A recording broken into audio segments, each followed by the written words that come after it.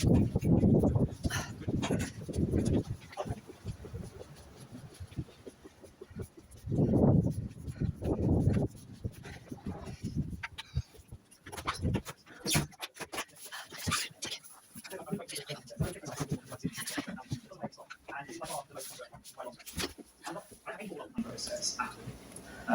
involved in the legislative process, but I'm not in power. But I'm also not a backbencher in the party that is in power, so I can be outspoken where I want, and that's a real advantage actually of not being in one of the two main parties. I think the other thing to say is that as well as having no formal power over the planning process, what I've learned in Parliament in the last 7 months is that there's very rarely a straight line between who's in charge and what happens. I come from a business background where the boss says what they want and people do what they say.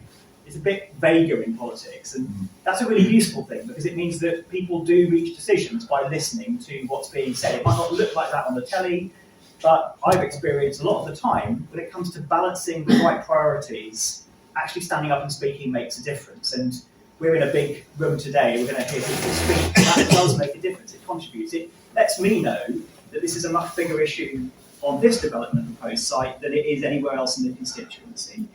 And so whilst I make it my business not normally to object to planning applications or even comment on them, I already know I'll be commenting on this one, and I'm keen to hear the detail from what you've got to say. And it's kind of useful to keep your powder dry. I know there's another way of working, which is to always object to every application that everyone sends in and says they don't like the sound of, but I don't sort of feel like that's the right way to go. I want to make sure I'm doing the right thing on balance. And I would say, this is the sort of difficult bit, we have a housing crisis. We have a situation where thousands of families are on the list for social housing, and where thousands more can't set up their own houses or households and are stuck living with parents or living in shared accommodation. These aren't migrants from other countries or from Essex or from the southwest. These are people who are born and brought up or have lived for a long time in North Norfolk, and they can't move on in their lives. So we've got to do something about that. And that doesn't mean to say that I agree with what's happening, but I agree with the need for more housing. And I also think that most people in North Norfolk agree with this. It's a surprisingly YIMBY place, yes, in my backyard, in the right place. And I think that's why I've not had so much objection from many other parts of the constituency over the plans that have been put in place in other towns and villages. People recognise the need. They are, however, very worried about whether this house building at the moment is going to meet that need. I don't know about you, but when I see new build housing estates, they all sort of look extremely expensive. And some of them have these extraordinary covenants, like you're not allowed to park a liveried van on a drive. Talk about class warfare, that's extraordinary to me, that these properties are being built for maximum profits, for some sort of chocolate box type proposition, for which there's always a market, and I'm not nothing against people who want to live there, but to quote the ex-CEO of one of the big 8 house builders, he said after his retirement on the radio, we continue to build houses that people can't afford, that they tell us they don't want to live in, but that they queue up to buy. That is wrong. And I want to see the detail of what's going to happen when they do update further the planning policy framework, so that when we do get developments, they actually meet local needs. They are affordable, where affordable is calculated by people who know what the district is like councillors, where it includes consideration for services, things that we've heard are not going to help us win this battle, but which are important to the reasons that you're concerned about this development. Doctors, dentists, schools, access roads, they are, of course, part of the scope. So, and not to mention the fact that I want to see development that's built around walking and cycling and wheeling, not driving to town because it would take you 20 minutes to go all the way up the estate and down the main road and there's not a safe park, etc., etc. None of that has got any provision in law. And so it means that if these good people, or Eric in your former role, stand up and say, actually, do you know what, we're not going to approve this development. Unless they've got a reason in law to object to it, they just get sued. And that's the bind, that's the rock and the hard place that I think councils find themselves in. I suppose I remain optimistic that the government might well come up with some changes to the planning policy framework, which mean that by the time applications get considered formally, there is more protection against lack of facilities, lack of access. But we have to take it as it is at the moment. And you've seen how readily the developers have pounced on this opportunity. So that's a bit of the context. That doesn't mean to say that we should accept what's being done, and it doesn't mean to say that what's being done is being done in the right way.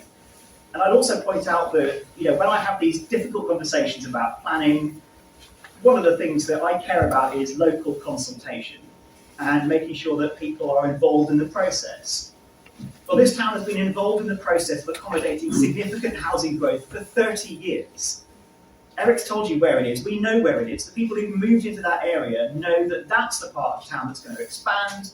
That's the bit where they're going to lose the view and all the other things. That doesn't solve the problem of doctors and dentists, but it means that of all the places, North Walsham has had it together for years and has been ready to accept, not universally, ready to accept the developments that we've heard about in the West for decades. And this has come kind of out of the blue. And it is big, isn't it? It's mega. Was it 330? 330. 60 care homes. That huge bit on the map. Yeah. I mean, it's just absolutely vast. And if you go through, compare the local plan document that the council was finalising this time last year with the one that's now on the table, the inspector's been back and nudged the numbers up twice, even since December overall. It's vast, and there are places on there that you would never conceivably want to put a housing development, and frankly probably couldn't, because of low-lying water or access issues. But I would just stress, if the district council doesn't have a plan of land supply that meets that new target, then the law says developers get even more power to put things where they want. So we have to take a balanced approach. But, I'm really concerned about the things that you shared with me. And number one of them is road safety. The roads in Norfolk are in a parlour state as they stand.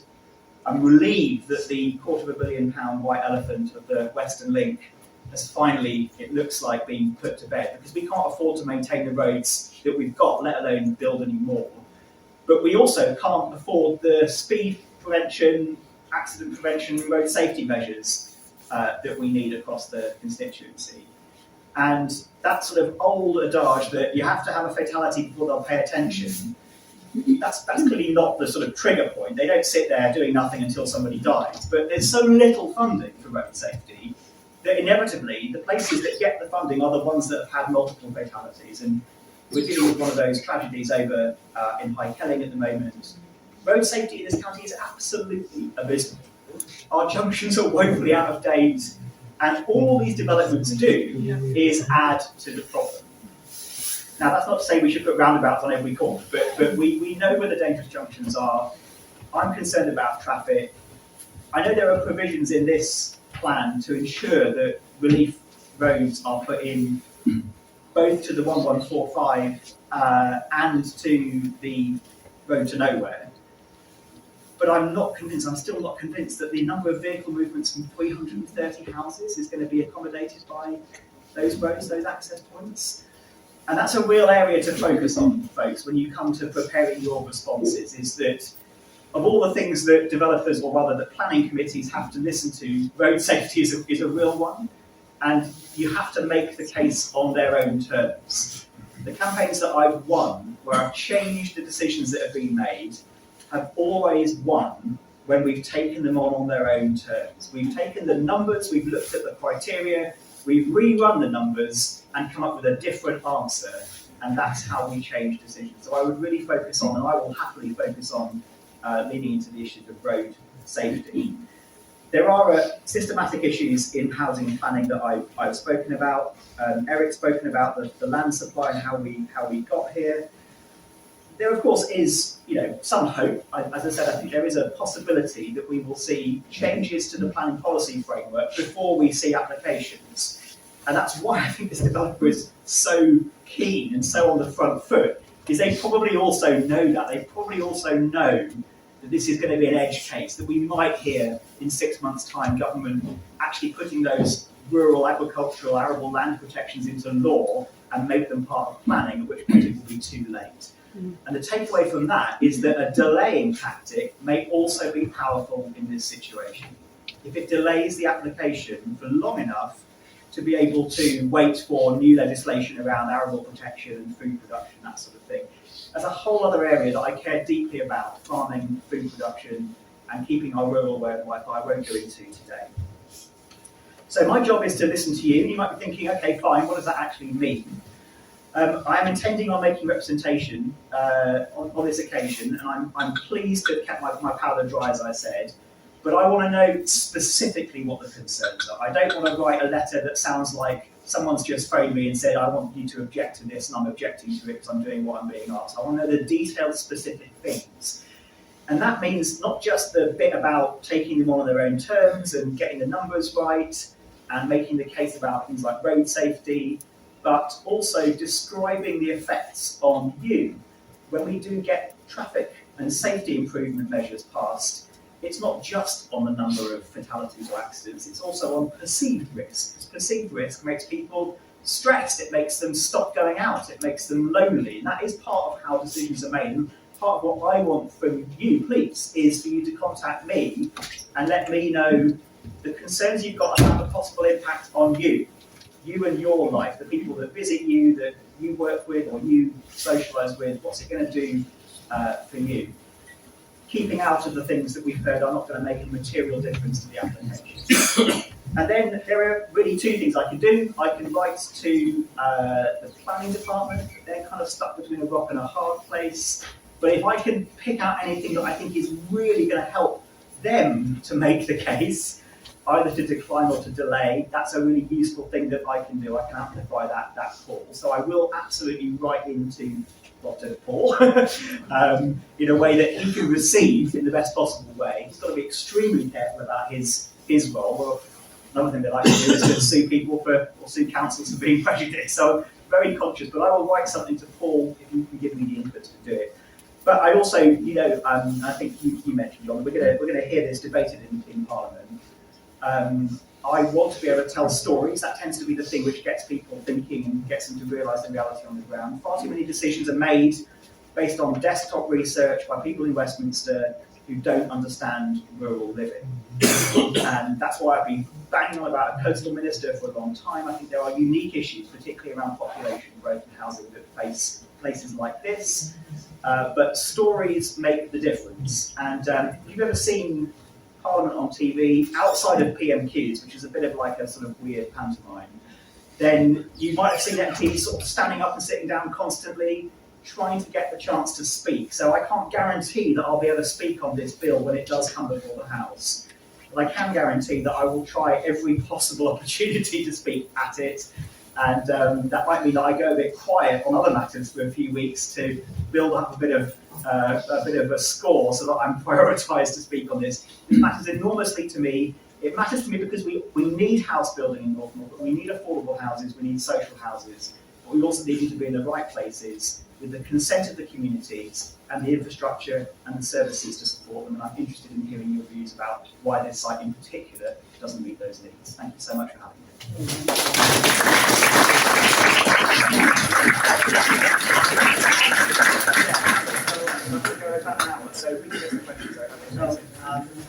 Steph takes the questions now. He's with us till about 11:30, and then we'll get on to more detail in about quarter of an hour, 20 minutes.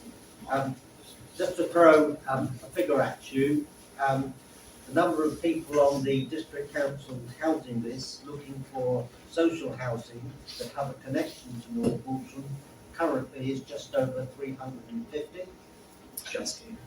And the number that are in acute or urgent housing need of that 350 is around 40.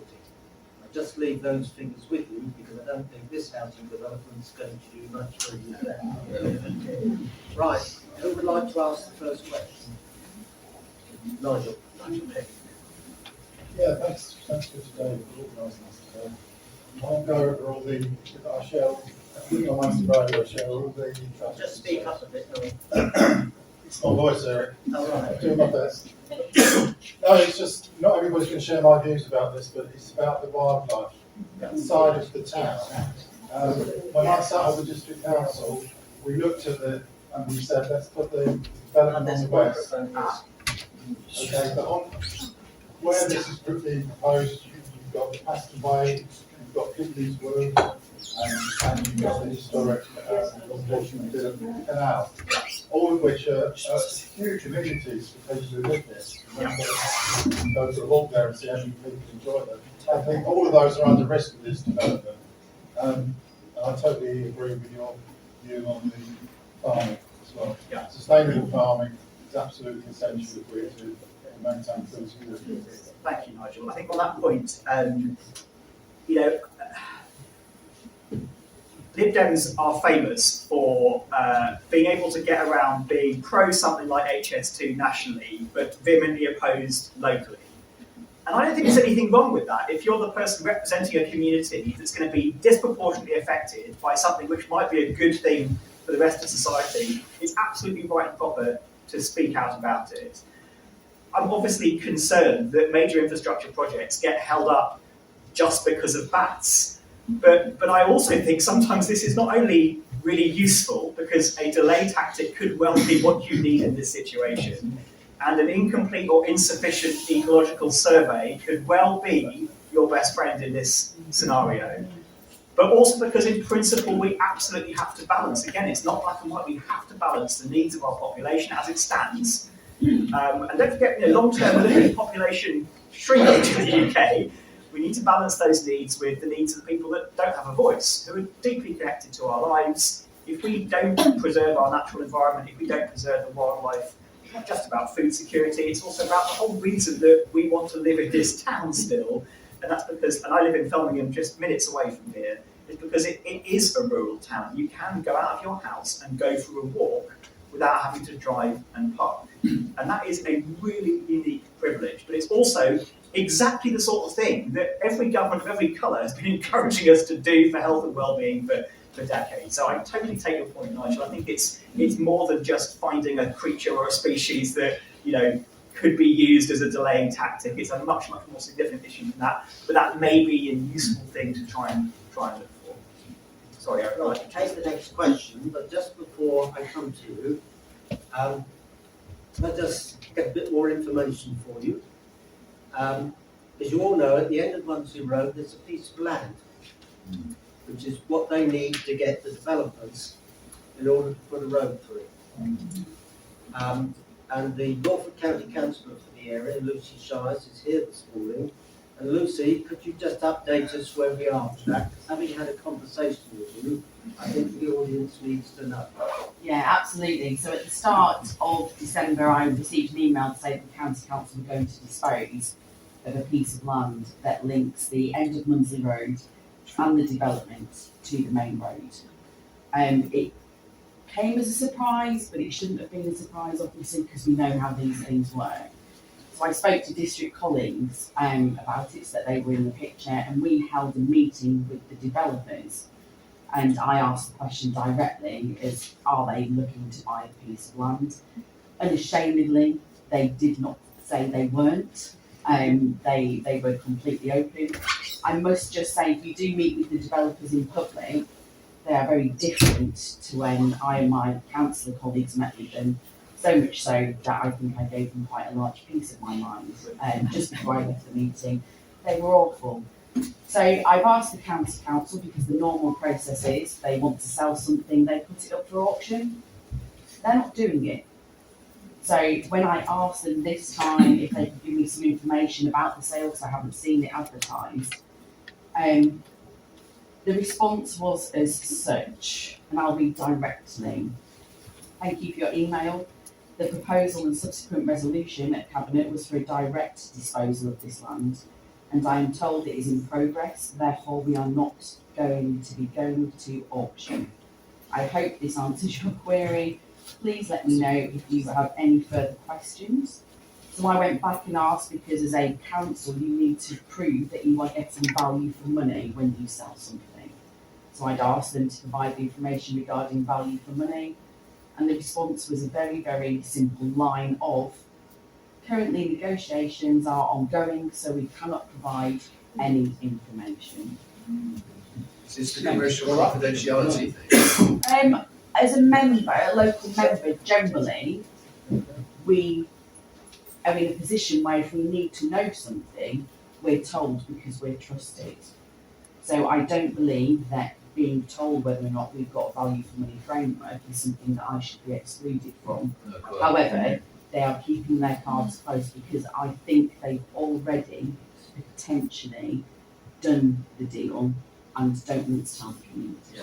I agree. Lucy, can I, sorry, Eric, can I just build on that and Yeah. say, what if there were a way of buying that land? Or at least demonstrating that there is potentially a better offer on the table?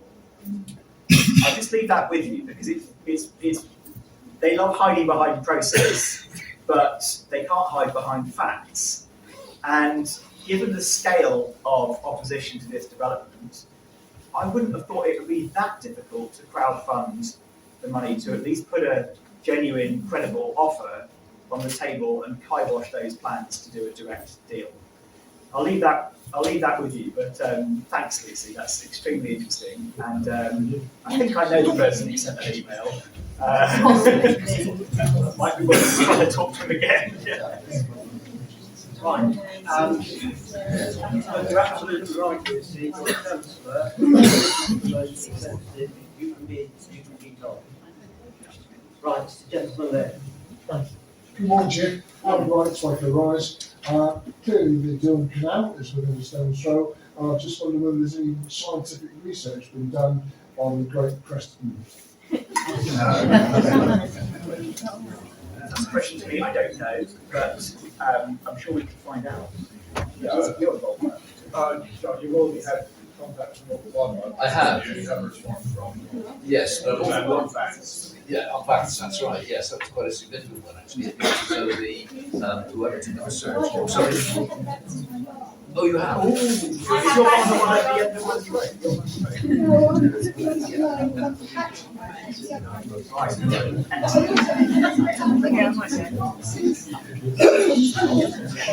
Your name is?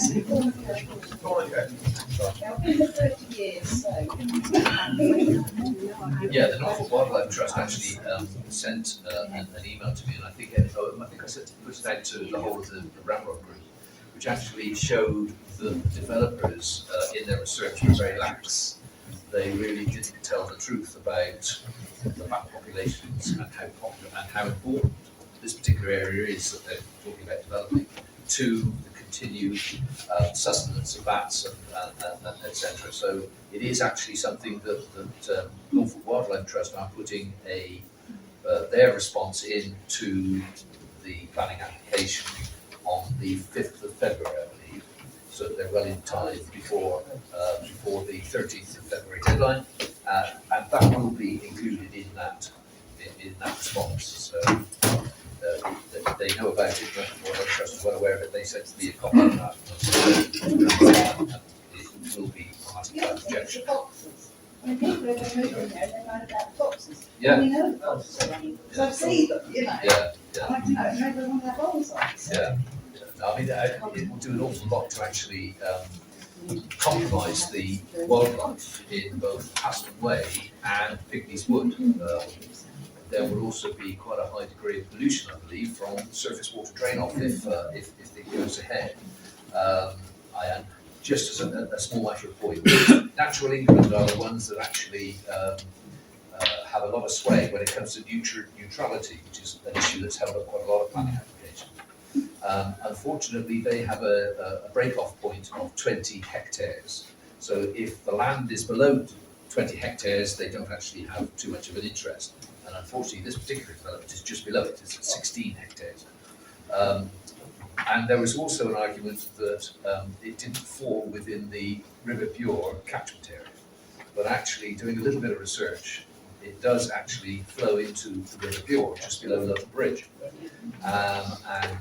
What happens is the Ant effectively rises near Antigua Ponds, flows into the canal, out of the canal from the overflow, on down the river, and the river Ant starts to become a little bit more substantial. It flows into Barton Broad, it then goes out of Barton Broad, and right the way down, and then meets, as I say, with the River Bure just below London Bridge. So to argue that it's not part of the Bure catchment area is not a valid argument. So that's something else that is being added to the Norfolk Wildlife Trust's complaint. Right. Can I take that gentleman at the back first, and then I'll take you, Sophie, all right? Yes? Yeah, having had to do a bat survey myself for property we were working on, you can only do them between about June and September. There's a limited time period, so surely they can't make a planning decision until they've had the bat survey done. Excellent plan.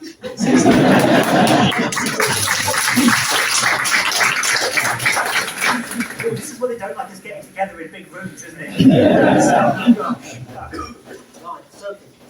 So I just want to talk about a couple of things. Firstly, the access points.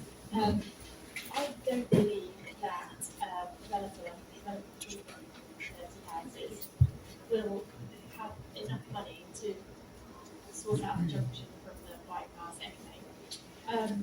So therefore, where are they going to come in? And it'll be, I live on 16990 road, directly opposite the secondary access point, so I'm obviously but apart from that, even if they did that access point, I don't believe anyone's going to come from the schools and the town and the shops, come outside of town, through over the bypass, come back into the development. They will all use the cut through of Mundesley Road, and that Mundesley Road is taking this whole time. It's so popular with dog walkers. Like we said earlier, it's really important for people's mental health, get out and walk. That's what that area is for, and I just feel like that's a massive issue, and I'm really upset about that.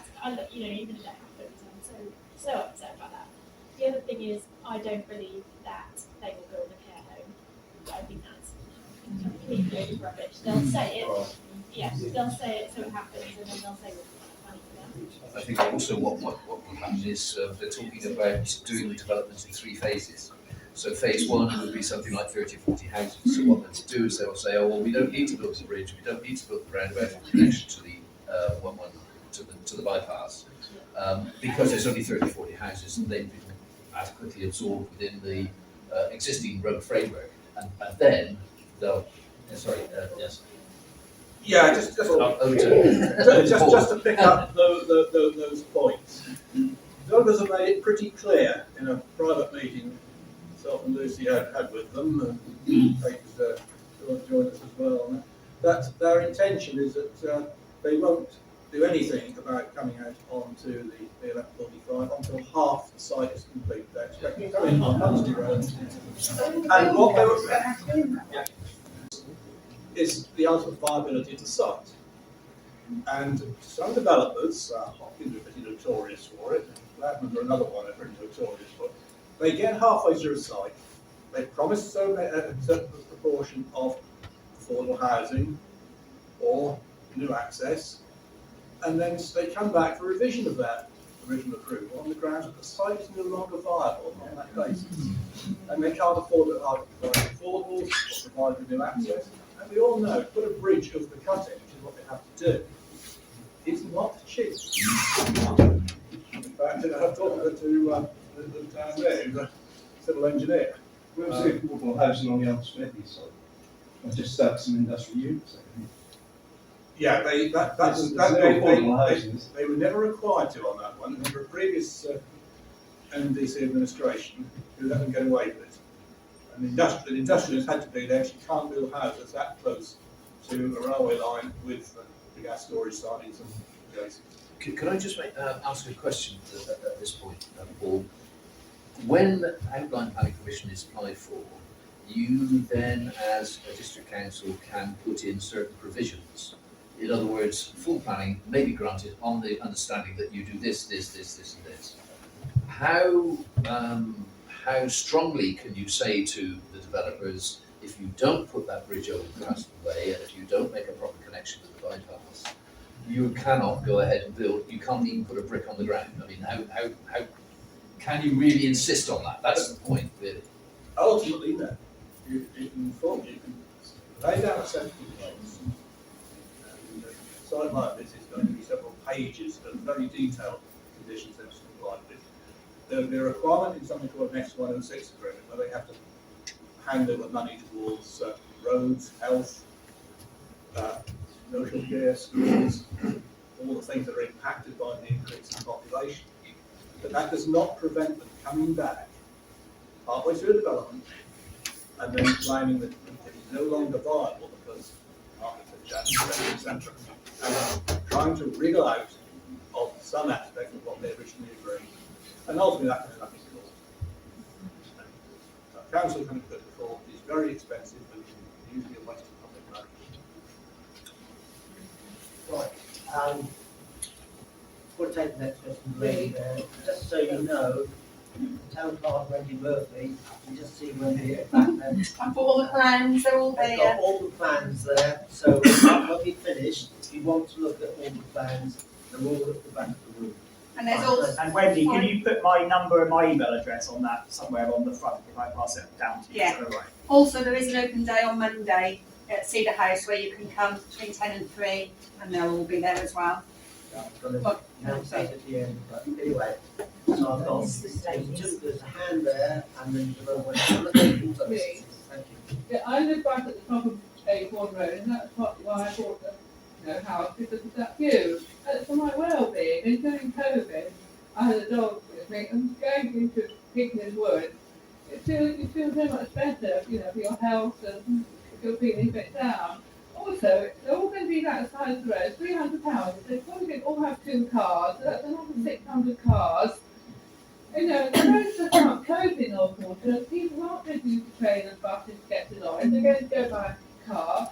And Cottage always has a nightmare. You meet a bus or a lorry. And you talk about the doctors. Well, I've got to wait 6 weeks for a doctor's appointment. And if all these people are coming to the town, how are people going to get an appointment? And the same with the dentist. We've got 2 and they're all full up. People don't think about that. They're always building new surgery. Where are the doctors coming from? Can I speak to that point? Is it Mary? Your name, sorry. Gail. Gail, sorry. That's all right, I'm on with it. No, I think you're absolutely right, and I think it's extraordinary that the planning framework does not consider these sorts of things on the when it comes to reasonable grounds for objection.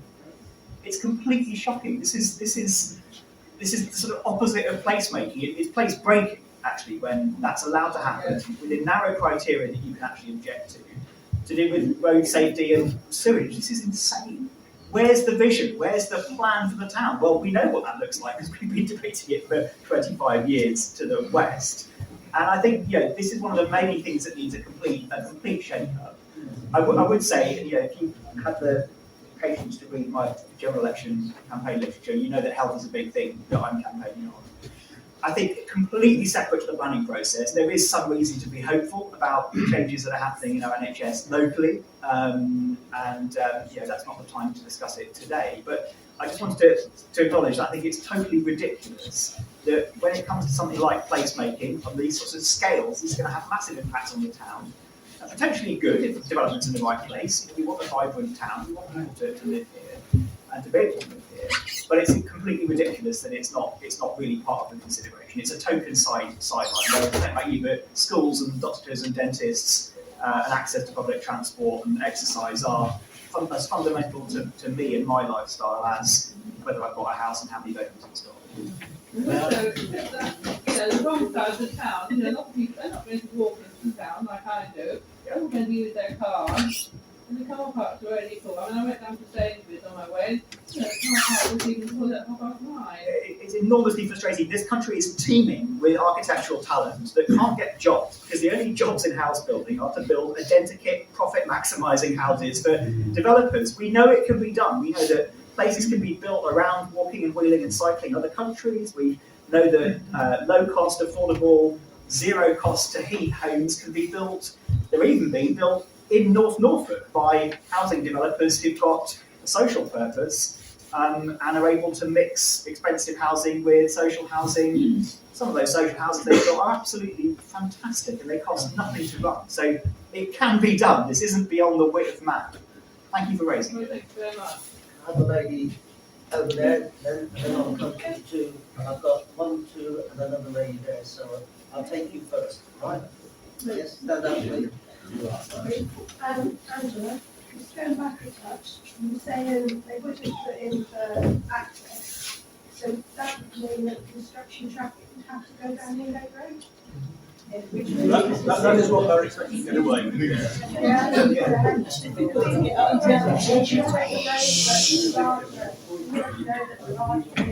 The lorries and Sainsbury's, they already struggle to get down there. They go on the pavements, the road is narrow, the pavements are narrow.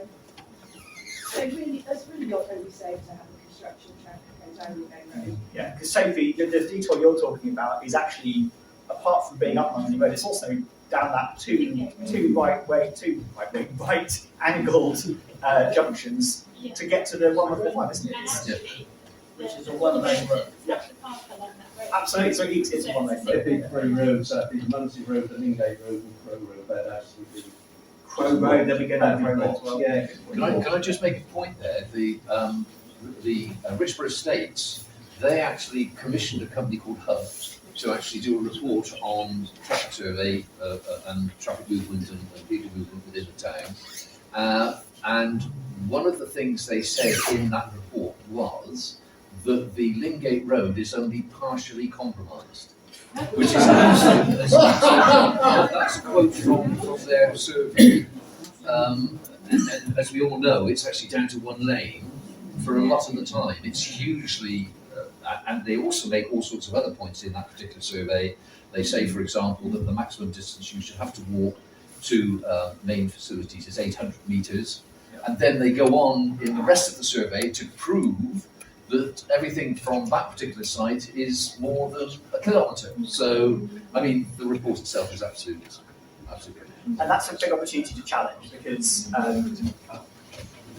8 years ago, Milton Constable, trying to stop the county council getting rid of lorry populations, they did a survey.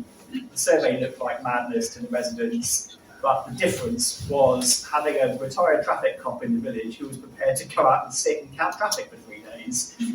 Got a completely different set of numbers, and guess what? A completely different answer and outcome. So I think that's a thing to consider as well. Did you say that was 2/3 of the site before they need to think about it? They've indicated they wanted to develop half the site before they'll put the access across. So.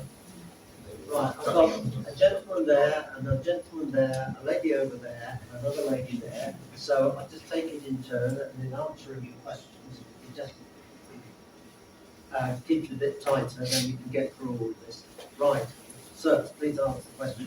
Yes, Jim?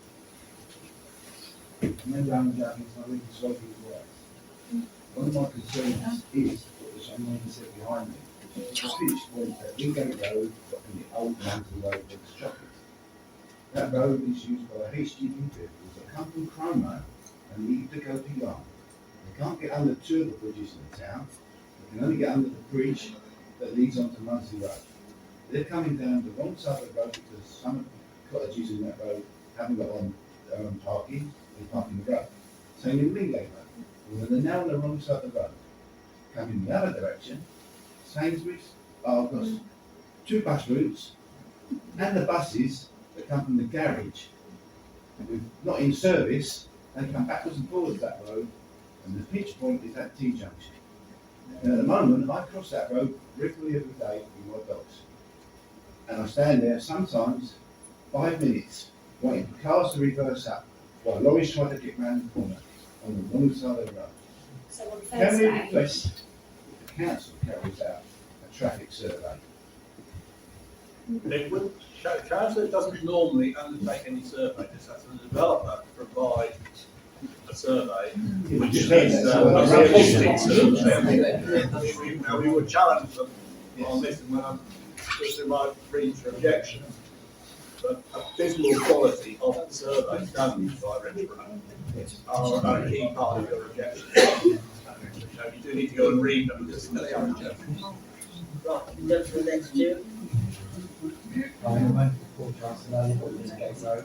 It's very, very dangerous. I did my own traffic survey. I set out by my house and I counted one day.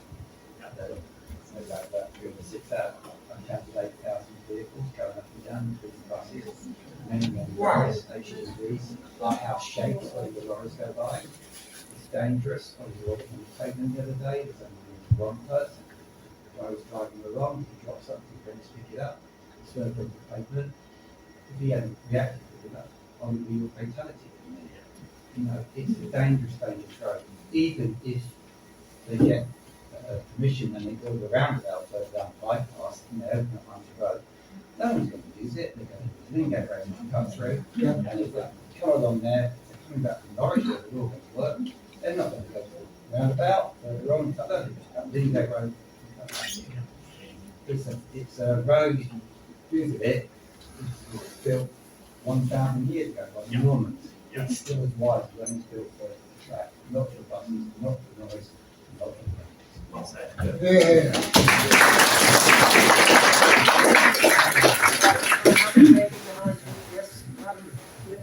Yeah, most of it's been covered. We live on the Mundesley Road, but further up on the planning application it says the Mundesley Road is 7 metres wide, but it certainly isn't up where we are. It's a single track road because of the cars that park there. And I agree, when the lorries come past, the house shakes. And we've been there 30 odd years, and it's getting more and more difficult to get out of the house safely because there's so much traffic coming down the wrong side of the road that you don't know what's coming. It's got worse and worse there. And to get to there, they've got to come across the Mundesley Road, Elsham Road junction. And those houses, those buildings there are hundreds of years old. And it's doing more and more damage. They're all crapping. Now, the lady over there. Well, it's been partly covered. 300 houses, potentially 300 families, potentially 4 in a family. How are the surgeries and schools expected to cope? I know it's not considered, but it is by people who live here and need those facilities. Right. Can I say something? Okay, well I live between Lingate Road and Crow Road. And I live, like Jane does, on the, as you're coming down from the development, on the left-hand side. There is no pavement. We have double yellow lines there. I had a bank that went between the double yellow lines and my hedge. In the last 3 weeks, just with the Norwich Road diversion, I actually witnessed a lady coming towards me from the proposed development end, as I'm coming back in my car for once. I normally walk everywhere, but I've been to the beach with the dog. And she drove up my bank. I now have, and my neighbours and everybody who talks to me, all the doggy walkers know me, because we've had constant discussions about how it's being eroded and how bad the traffic is there. But living in that particular bit, we have no curbstones. My neighbours, who's just moved in, we've got a piece of land that juts out, and I have a mirror there, which I have to use. My husband's recently died of cancer, so we can't help each other out in and out the drive. So I have to rely on that. That was about a foot from the road. It's now level with the road because the lorries, my daughter witnessed it the other day, the lorries and the vans, they're doing what I call jumping the gun, for want of a better word, trying to get past the parked cars on the other side that have a pavement and a curb, and to get down to Crow Road, all coming out of town, not at 30 miles an hour, or like 40, 50 miles an hour, towards that little pinch point where our houses are. Our houses were built nearly 100 years ago. We did some work a couple of years ago and we sat upstairs. Our house is only nearly 100 years old. Our joists are swinging. That was before, that was 2 years ago. The traffic wasn't that bad. Traffic used to start about 8 o'clock in the morning. It's now starting at 6 o'clock and it's waking us up. It goes on, the other night it was going on till 11. Normally traffic on Mundesley Road stops about 6. And it is for our health and well-being, you said you're interested in that, that's not good. My next door neighbour going up towards development is 87 years old. The daughter told me the other day she's scared to even go and post a letter because she can't get out. I'm scared every time I walk out with my dog. I haven't stood for 5 minutes, like the other gentleman said. I have stood for 5 minutes on the junction. I've stood for 15 minutes in the rain and the dark. Cars can see me because I know when I drive down.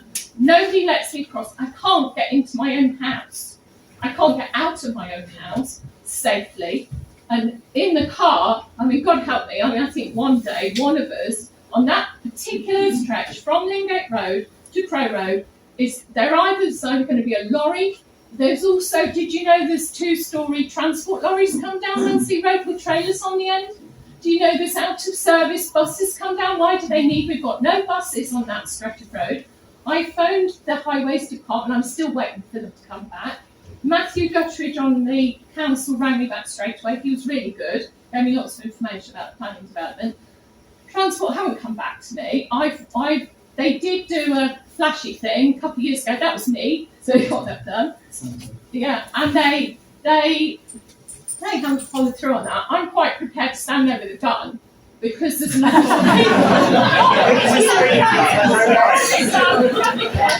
with my neighbour's writing. She's only lived there since November, and now they're proposing another 1,000, potentially 1,000 vehicles, because it won't just be the 2 cars per house, plus the potential of people's homes, who they will also have cars, but all the delivery vans and everything else. And God help us if it was to get construction traffic down there, because it's all going to come down Mundesley Road. And the other thing is, we only have one petrol garage. So where do cars come when they come in? They come down Lingate off the bypass, they come down to Sainsbury's, and if they're coming the other way, they come up from Sainsbury's, up Crow Road, and past our house, and down Lingate Road. So already it is a very, very dangerous road, and if you talk to anyone in our area, they will say the same. Forget the housing development, it's dangerous already. It's an alarming treatment, isn't it, the Norwich Road closure and that sort of stuff. Yeah, sorry. As you can tell, I'm very passionate, but I watch. Give me your email. I will do. I do watch her. There's a lot of elderly people on our road. So I will take some details, because some of that is immediate issue stuff that as county councillor I will deal with. But the speeding issue, I know this is a side conversation at the moment, comes up regularly in the snap meetings that we have with the police. And there was a small group of our community who are as angry about the speeding issues as you are. I am. And they are willing to set up a speed watch. So we are just waiting for the contacts that works with the police to come to North Walsham to start that group up. And it is a group of people who have suffered from the same issues across the town. So the speeding issue we will deal with collectively as a community. We shouldn't be afraid to leave our homes. You know, my neighbour does drive. Now then, I want to get Paul into some more detail. I'll take one more, and then let Paul have an input too, and then we'll come back for more questions. Is that all right? Really, I know you do that. My one particular issue from the traffic was worried about flooding from the field. At the moment, water lays on top of the field. When it's planted up, plants take water away. But water comes, all these houses are there, the water's going to come off of there and drain onto the road. At the moment, the drains get blocked every now and then that floods our garden. I live right at the end of Mundesley Road, opposite the field, and it happens to my neighbour's garden as well. The water comes up and floods our houses. So if this goes ahead, it's going to make that worse, isn't it? We're worried about that. I'd like to know, I live the highest And also the pollution. in North Walsham North, and yet my surface water drains are just flooded, they do take the water away. And I live the highest point in North Walsham North. If I may, on this flooding issue, we have significant challenges with inland flooding and drought, actually, in North Norfolk, at the moment.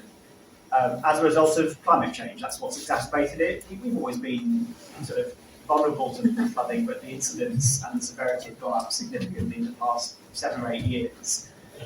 It is something that I'm more than happy to talk about separately. I've had several public meetings in villages sort of to the southeast of here, which are significantly more affected near the Broads. But all I'll say at this point is it's absolutely valid concern. I don't think that the reality of the changes we've seen in weather patterns in the past 5 or 6 years has really been caught up with by the planning legislation. I don't think it has, because the planning legislation hasn't changed, and yet the sorts of weather events that we've seen very much have. Can I just quickly say, to do with the water and that? Yes. About 3-4 weeks ago, there was a gentleman who wouldn't say who he was working for, was actually going back into the field and putting sticks in to measure the water. And the reason he said he was doing that, because we had lovely sheep in there, which was wonderful, but the sheep ate them and moved them, so they had to Right, Oh, that some will question. show- Where do we stand as regards, because we bring the fence where I live back, and I live on, I've got bypass, Windows Road, right, and we're 10 foot below the road level. Right? So where do we stand in objecting or asking for an airport test? Because we can't even have our triple vents open now, and this is going to be built over an elongated period. All of this has been stuck up. Air quality can be horrific. It's a good point, perhaps you can deal with that. It's a question. Yeah, I don't know. Paul is the one that's into the precise detail here, so you've got that point, you can deal with that, Paul, over to you. I'm not aware that we've required them to do any air quality assessments. The highways, have they, Lucy? Not that I'm aware, I've just gone through my second, I've just only just been consulted on the application, but I was consulted on what nice things do we want for the town, not what the actual implications are. I did see your response. Very detailed, thank you. Okay, I'll break it from what I was going to say as time is moving on. I'm going to first just talk about where the local plan is, because that is pretty important in relation to this. The external factors that are being forced on us by our friends in Whitehall, and then the reasons for objection in policy terms. It's quite, you can refer to council policies, that always adds weight to an objection. So, local plan. The substantive document-based assessment of planning applications on is still the 2008 local plan. The emerging one can currently only be given limited weight in a making decision, but it has to be material consideration. And there is a subtle difference in planning terms between giving something weight and it being material consideration. And that's where the Development Committee gets and then that's where it's still often. We have to a lot of clarification offers what they actually mean.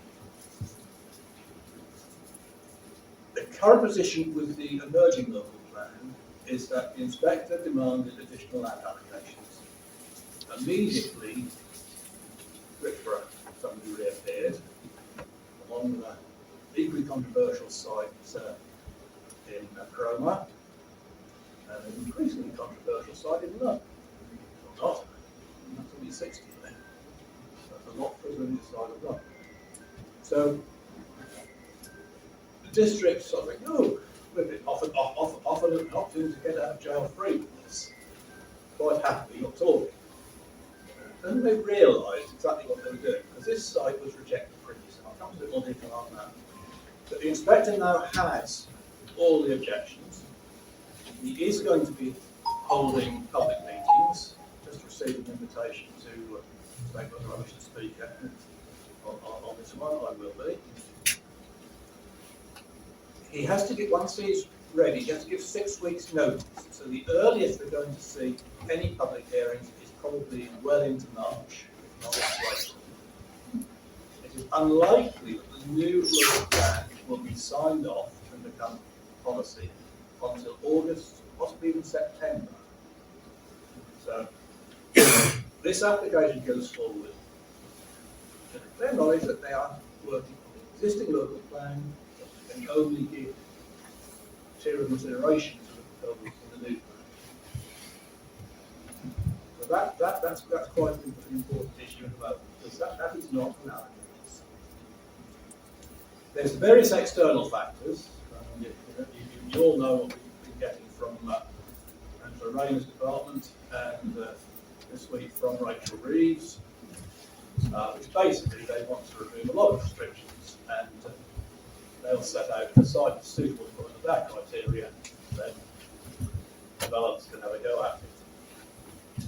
They're also imposing unrealistic housing targets. Don't take account of local needs. Local need here is for affordable rented housing in the main. Limited amount of market housing is actually required. It's mainly smaller housing, 1, 2 bed, or 3 bed type. not the sort of development. But they also don't seem to have taken account of the constraints on an area. How about North North? The sea encroaching on that side. We've got the Broads on the left. High floodings, can't really build there. Over to the west, we've got a significant number of houses, in excess of 900, on one development alone, in fact, currently held up, because suddenly out of the blue, maybe 3 years ago now, we were told that, oh, you can't build new houses because something called nutrient neutrality. Put all the nitrates and phosphates in the upper west, but that will do that. Can't be done, unless you find all sorts of mitigations. Now, it tends to be ignored the fact that the biggest pollutants around is agriculture. No one might be saying it, I come from a farming background. But that is the truth, particularly pigs and poultry.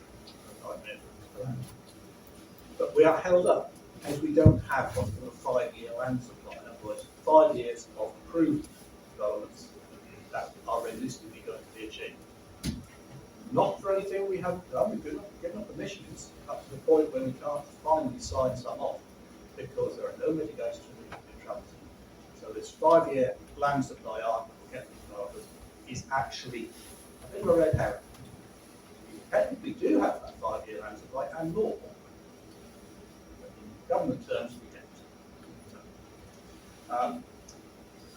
The other thing that's come out is they're demanding the inspector. We said for a 4-year, which met our projections of population change, need. Inspectors demanding 535, and last week he asked for a buffer of 20% on top of that. Just in case certain sites don't go ahead, sometimes don't go ahead. That's got more developers sniffing around, including around North Walsham. If we don't have a local plan signed off, the government target is near 1,000 houses a year. It is for the next 5 years. Unrealistic. But, they can trumpet these kinds of bills, maybe bills, or triple. Now, most of the government houses can be well demolished. A wonderful article by George Monbiot in the Guardian this week. Sorry, we can't hear you. Yeah.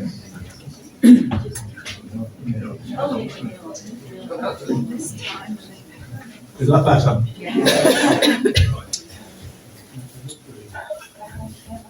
Yeah, and some of the points Monbiot made are particularly relevant. You know, there are only 6 major developers that have recently taken over. And they only will build the number of houses they can sell at maximum cost. So this is going to be a 350 years. So we're looking at a 6 to 7 year development on that site. In terms of the build land. Developers want to keep prices high. So that's interesting. They're interested in shareholder value, not the local area. In fact, they clearly said to me that they have no interest in the profit of medieval market town. Pure profit, that's all they're interested in. They tried to build the minimum number of affordable homes. However, what you require, they can find a way of bringing out. They're happy to sell the second house. We can add 100% additional council tax on second homes. They have no interest in meeting local need at all. Basically, the whole system is dysfunctional. Anyway, let's look at the plan. The important thing is that when you object, you do so on an individual basis. Petitions are a waste of time, not a consideration by the development committee. They will end up being, assuming there's 500 local signatures on them, then they will go for debate at the review and scrutiny committee at some point. They certainly won't be considered as part of consideration. You can't use personal issues. Loss of view. proximity of a new building to yours. They're not relevant considerations, nor are the lack of health facilities in town. You're all victims of that. The lack of NHS dentists. That's not a consideration because health service is supposed to provide for the population of an area. If the population grows, they're supposed to improve services. Well, skills. I'll come back. That's a question at the end. So, also, please do go to the planning portal and look on NNDC website. With NNDC planning, you get to it. You search on the planning application number to come up. There's a whole list of documents there. But do go and look, particularly at their transport and environmental impact and other studies on there. Some of their conclusions are an absolute joke. Then again, if you pay a consultant, they'll give you the answer you want. So, what are the main objections that you can use? Firstly, the application is premature, as a new local plan has not been signed off, so the site is not currently designated for development. So the 5-year land supply argument that are relying on is a bit of a red herring, but that depends on how the planning inspector will feel. You look at that. The site was rejected for very valid reasons back in 2017 and again in 2019. Main reasons being it's remote from the town centre and services. Right. It would be an extension of working countryside. It could have an adverse effect on the landscape. Highways access and local network are considered unsuitable. Preferred sites will deliver sufficient housing in North Walsham. It's North Walsham West and the land that's already been permissioned on Norwich Road. So that was the original reason for rejecting that site. I don't see anything's changed.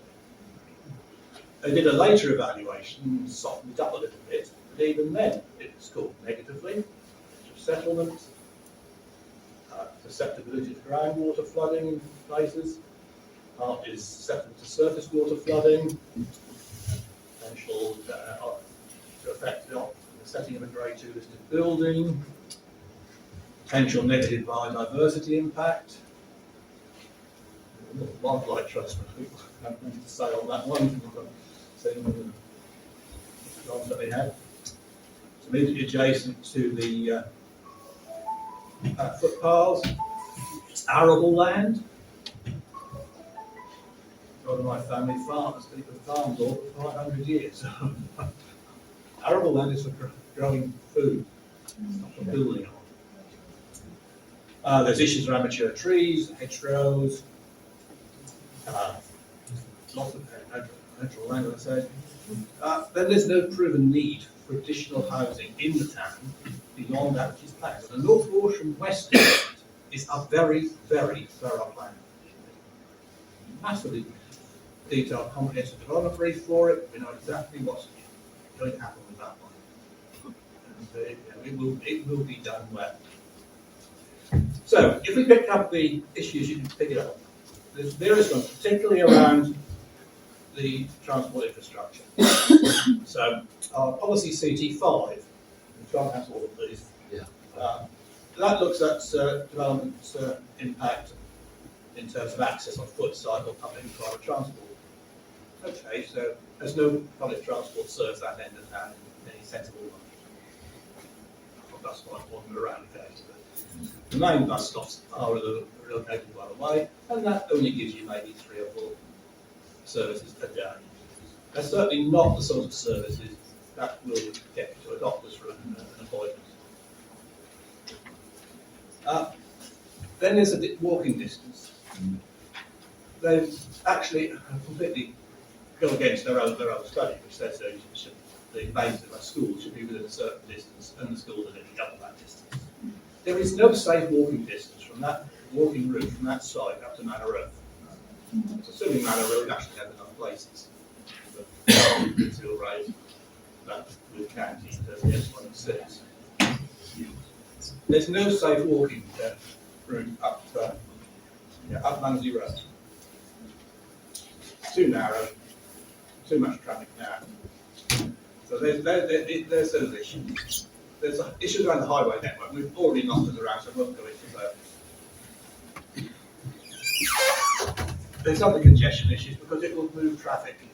Come out onto the 1145, it'll move a lot of problems down onto the two traffic light junctions, Road and Norwich Road. They've just been improved, and they're improving again. That's where the money's coming from. So we've got that issue. I won't go into the details on that, but those highways issues are key. Then there's the further questions on water and sewage capacity. Anglian Water will blindly say, yes, it's fine. Keep reminding planners, those two water towers were built in the early 50s. The population of the town at that time was a little over 3,000. It's nearer 14 now and rising. So a great concern about capacity to provide enough water. That's before we look at the sewage issues. We all know about the sewage discharges on the Mundesley Beach. That's where all our sewage ends up, the pumping station there. There have been discharges into the canal at times, and in Waterpool, not at all, of course, but not their fault. The shareholders got all the money, not the investors. There's the provision for elderly accommodation, which should be well served by public transport and local services. On the lower end of the site, where's the buses? Where's the access? Not there. The current local plan requires 45% affordable housing. Richborough upvoted the new plan, which says 15%, which is the realistically calculated figure and accepted by the inspector for the eastern side of the district, where house prices are generally valued generally lower.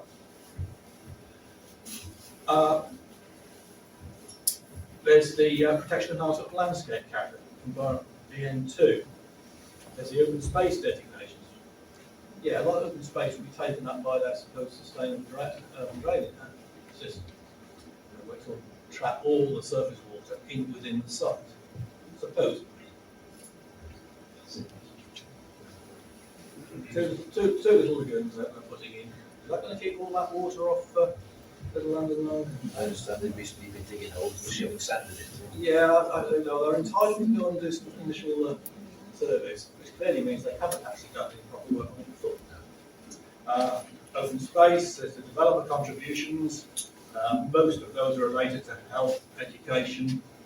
My colleague Councillor Shire has detailed that to my colleagues up the county who are statutory studies on all of these issues. So just turn quickly to the local plan.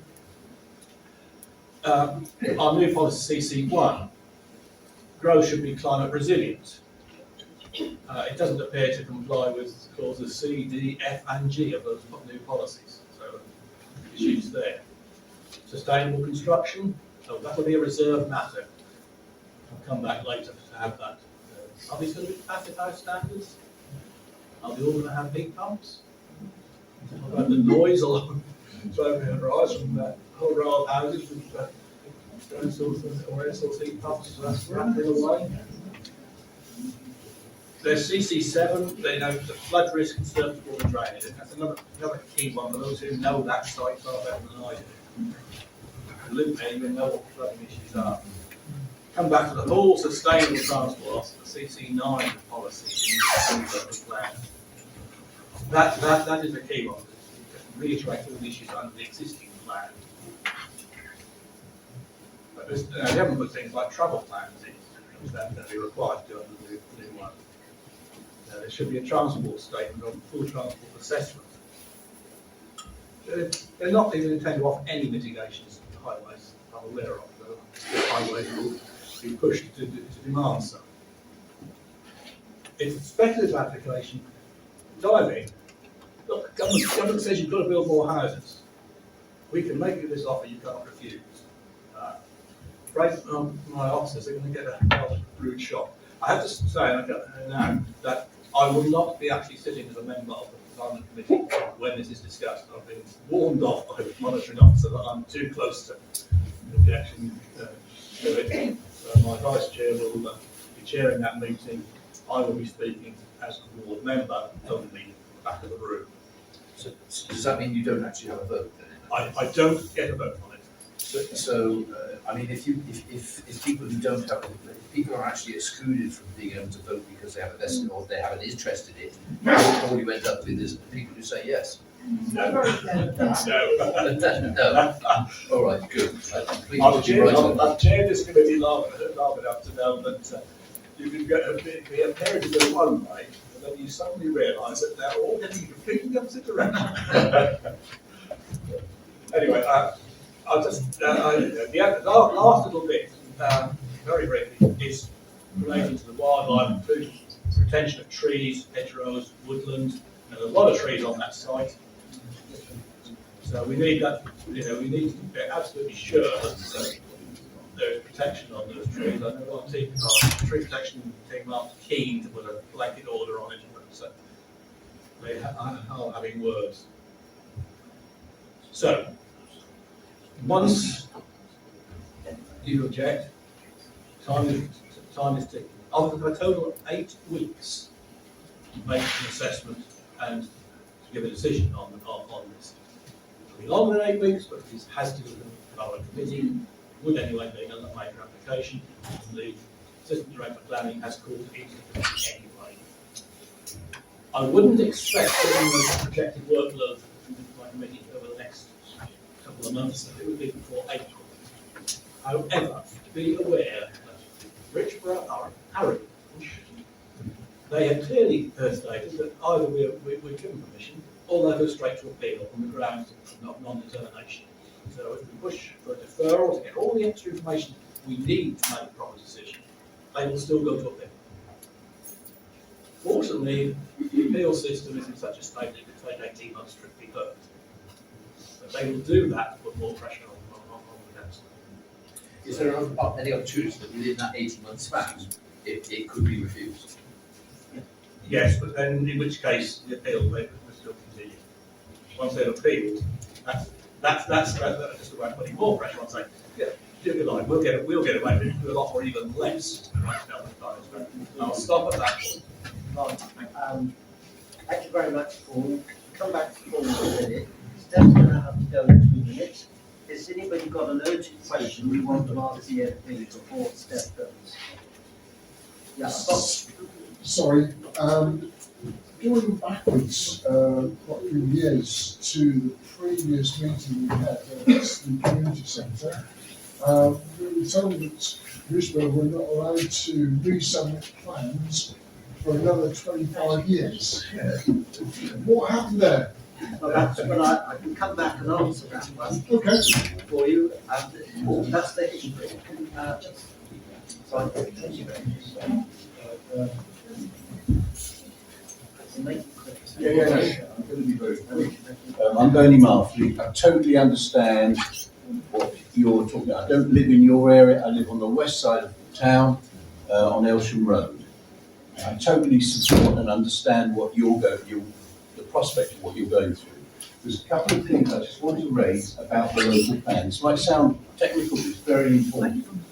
And that's based on our experience with the local plan inquiry the inspector held earlier on last year.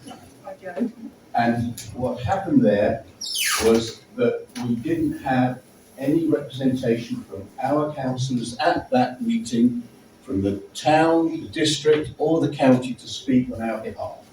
And the inspector was really quite taken aback and put out about that. And that's a lesson for this reopening of the inquiry. It's very important that our representatives are there to make the points, especially when Richborough were very aggressive there at that inquiry. I was there. I was down to speak because we run a road safety campaign here on the west of the town, and the master plan for the western extension was very much on our minds because of the traffic that would be coming through into our area and through the middle of the town, particularly heavy lorries. Now this comes down to one of the points that you're raising about data and information.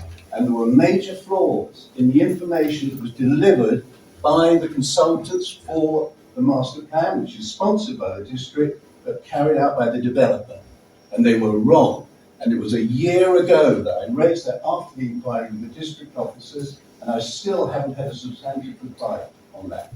And that's why we've been talking to Steph about this, still waiting to see how that can be resolved. So that's something really you need to bear in mind and make sure that the local plan, once that local plan is in place, that is like concrete. And it's very difficult if an application comes in which is compliant with those allocations. It's very difficult to overturn that, unless with exceptional circumstances you can prove. So yeah, that's basically my point, and I'll go advice. Well done. I owe you an apology because I didn't send you the draft of the email that I said I would, but I did send the email, so I'll follow up with you next week if that's okay. Folks, I've got to go. Can I just put on record my thanks to everyone who's spoken, and as someone who spends a lot of time walking up and down roads delivering leaflets, in particular to you, John, for the intrepid undertaking. I knocked on doors up on Swayfield Rise, and people said, oh, I've had your leaflet about the housing meeting. And I thought, I haven't put out a leaflet. No, it was him and you. So huge thanks to you. And also just one other thing. The test for me is always, what would a reasonable person think who was in favour of this? Not the developers, but a reasonable person. Would they have any concerns about the problems or the issues or the objections that have been raised here? And there are some people that I've met, even in the affected area, who are in favour of this development happening. I don't think anything I've heard today would cause anyone any concern who wants to see housing growth. These are all relevant issues, and I don't think there's any question about my mind about the validity of raising them. So I will work with you and others to put my representation together. I thought, just thanks to you for that detail. And can I have a soft copy of your notes so that I can incorporate it into my letter to you at some point?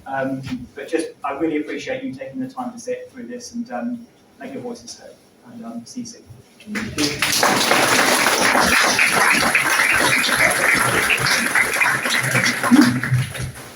Right, so we'll take a few more questions.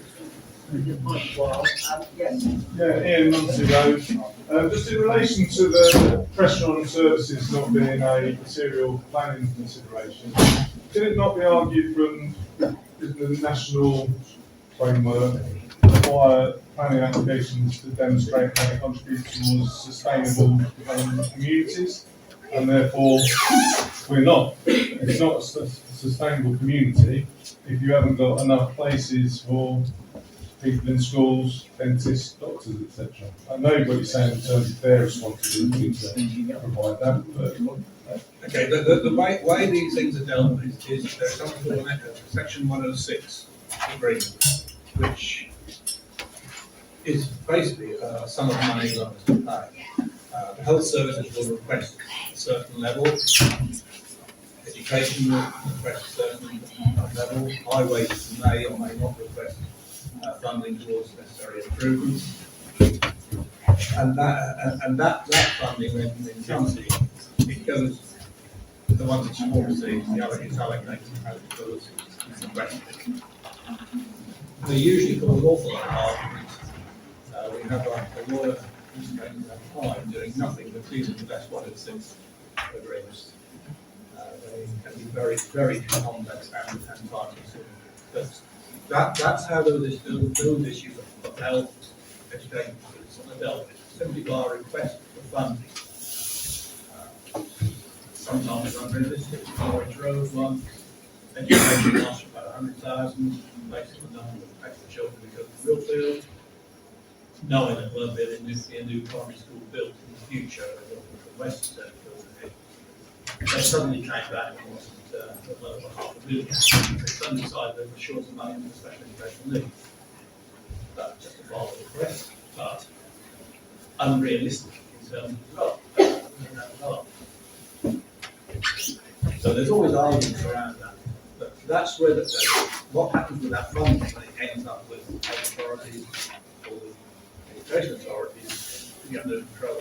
They simply ask for the money to meet what they see as a local need. Whether they then meet that local need is totally beyond the Mr. County's control. So it's done by funding. Right, you're going an hour and a half, and I think we're getting to probably have a good go. What I think I'll do now, and then we just need to finish off to make very clear to you what we now have to do. Just to answer your question about having been told it wasn't going to happen, that was the case because at the time, the local plan as it was being drafted said the western side and not Mundesley Road. What has now happened is because the inspector has said you've got to provide more housing, and because the developer is sniffing around, and because of the government pressure, they've now come back to Mundesley Road and say we want to do it. But as a councillor at the time, I told people there was not going to be housing there, and I feel pretty upset. I've told people that, but at the last moment, we're now in the situation where we are today. I guess that things have turned around for you. Yeah, you know, it's a sort of, yeah, kick in the teeth at the end. Right, can I take change of government as well.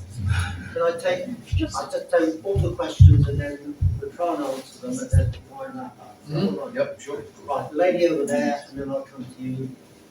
Yes. I've been told, but I actually don't know if it's certain, that the police objected to having a road across the field joining the Mundesley Road, the whatever it is, 45. I told that they objected to that in the last objections in 2019 or 2017 because of the danger. Is this the case? And if so, can we use these past objections of things like it was dangerous then, it's going to be more dangerous now because of the increase in traffic as part of our objections now? Right, hold on to that one. Just a minute, I'll take the next question. Right, the next one was. Sorry. I was just wondering, do Richborough actually own the land, or does it still belong to Craig? Throw a bit of light on that. There is a land registry, as you are aware. Every property has to be registered. And some research was done by one of the members of the Ramrod group, I'm sorry, I don't know if you're here, but which was very interesting. And they managed to get a copy of the land registry that applied to that specific piece of land, which is owned by, I think it's Mr. Paul. Yeah, Paul. I think it is. But anyway, when you go through the land registry, right at the very end, there are a couple of paragraphs, and it states in there that effectively Richborough had the first lien on the property if planning permission is granted. So effectively, you're more or less shut out because there's already an agreement in place that Richborough will be able to buy that land if the planning permission goes in. So we've had a look at that. Okay. I'm concerned about flooding. I live on Mundesley Road, and the lady did issues there before, which has been more established, and my husband has been flooded since 2016. That was just surface water. But that could be a big issue if more houses are built now, because Kevin is the highest point on one of the lowest points. And he's getting flooded, that is going to not only come down to the town, but probably come in that direction as well. Anybody else? Right, so if I think about police involvement, about flooding.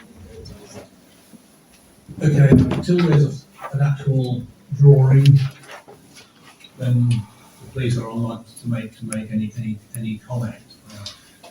The original idea, I think, was looking for a roundabout. It now seems that Highwood are quite happy with the same sort of junction as there is between the bypass and Lingate roads. In other words, just a central slip road, which is cheaper. But until there is drawing put forward, and it would become what's known as a reserve matter. They would indicate that this is the type of junction they were working on, and it would be a detail we dealt with at a later date. That's quite like that will see any full drawing of that proposed junction this time around. On flooding, yeah, I'm well aware of Linfield Road, my sister lives there. Yeah, it's caused a problem with their property, sort out over that.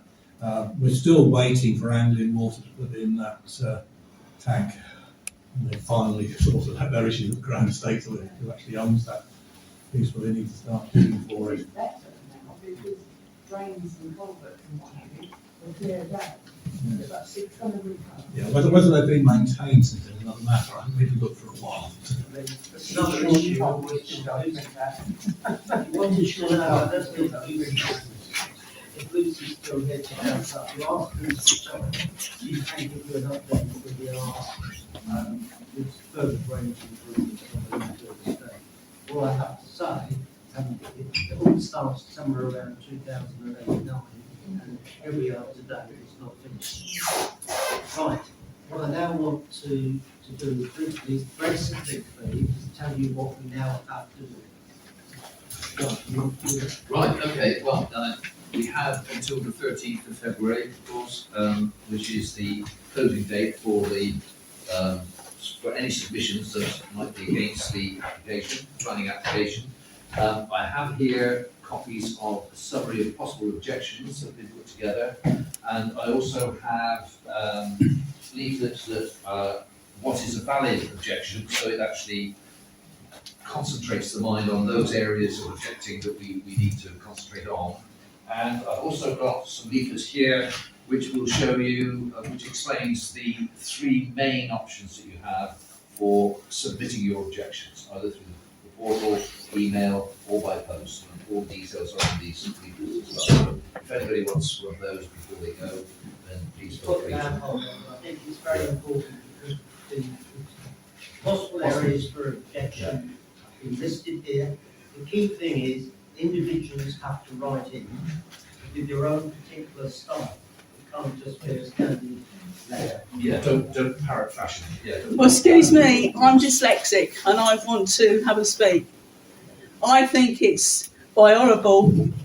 People now these days have got to build on houses. They don't care about the wildlife, and it's getting shorter and shorter and shorter. And people, I'm a walker, like some of these people walk their dogs, and it's a local place where I live, and it's good area for walking my dog, and it's good exercise for everybody. You're saying that they're going to do for cyclists and for walkers, no dogs.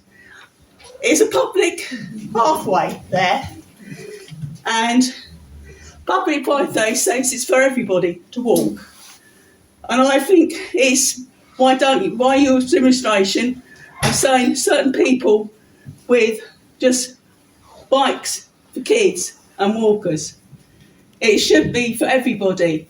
We all pay our rates, we pay everything else, and there's so many houses. The water where I live in North Walsham is going to be very low. I found that when I live in Acorn Road, one of the turnings there, and it was shorter when they build those houses down the bottom. And in the future, there's not going to be any bit of ground or woods. It's all going to be built on. And then the wildlife, you don't realise there's harriers, there's deer, there's hedgehogs, there's foxes, there's where they're going to go. Sod all. They ain't going to go nowhere. And I think it's disgusting. And why that bit of land can't be left. I know the farmer wants profits, you want profit. That's all the people think of is money. People don't talk, they don't care about our opinions. You're going to go ahead anyway. But I think it's a shame because it's more people that you've got more houses anyway building up. You got it in Ross's, they're going to build houses. Somewhere else is going to build houses. Station Road. Where is it going to end? there's going to be no wildlife, and then there's going to be panels. Recently, I've heard on the news, they're going to be on private land as well for electricity. I mean, it's disgusting. Why can't we live on that little patch of land and leave it alone and build somewhere else that needs it, or somewhere else you can build your houses where you want to build? You're going to cram them 3,000 houses, 30, they're going to be like little hutches for people like no gardens, no nothing, and they're going to be really tiny. Who's going to be a next door neighbour, a couple inches there? And I know these modern houses, they're thin as anything. You can hear anybody flushing the loo or somebody arguing. I mean, it's diabolical. And wildlife, it should be protective. And I thought, if you've got hedgehogs are getting rarer, a lot of things are getting rarer, they should be protected by law. Right, thank you very much for that. I'm sorry I missed you earlier. No.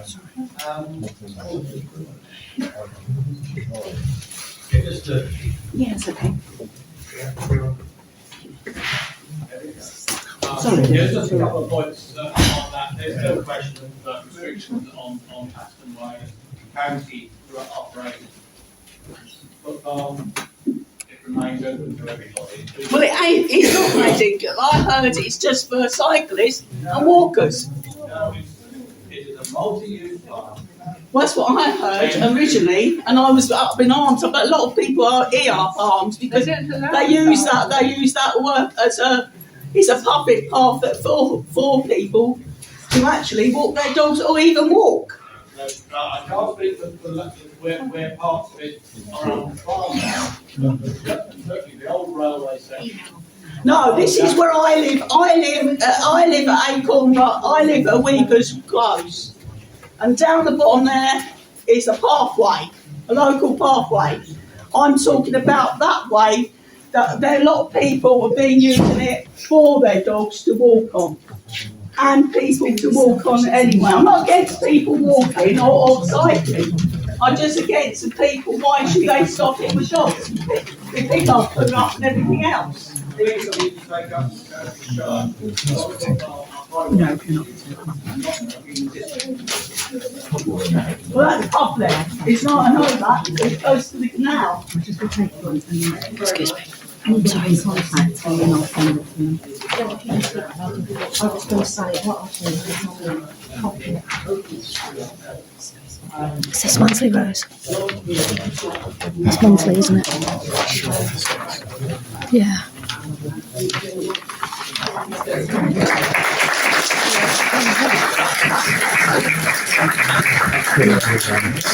One road in. Do you want one? Have you got a copy? They're going to go ahead anyway. They're not the developers up there. Yeah, but you're going to go ahead anyway. Well, we'll object. The council will object. They did that last time, but anything for a buck, no go. So what, please? I know what council are like. This is how to object to the plan application.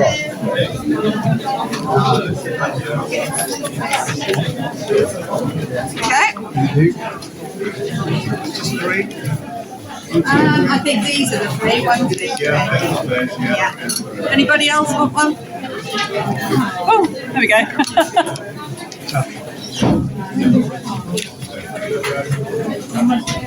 Anybody else? These are the 3 documents. Thank you very much. I'll go that way. Sorry. One more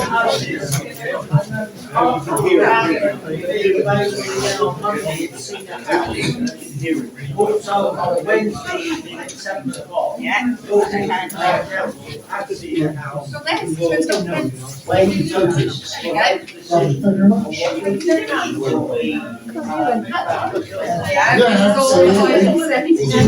Anybody else?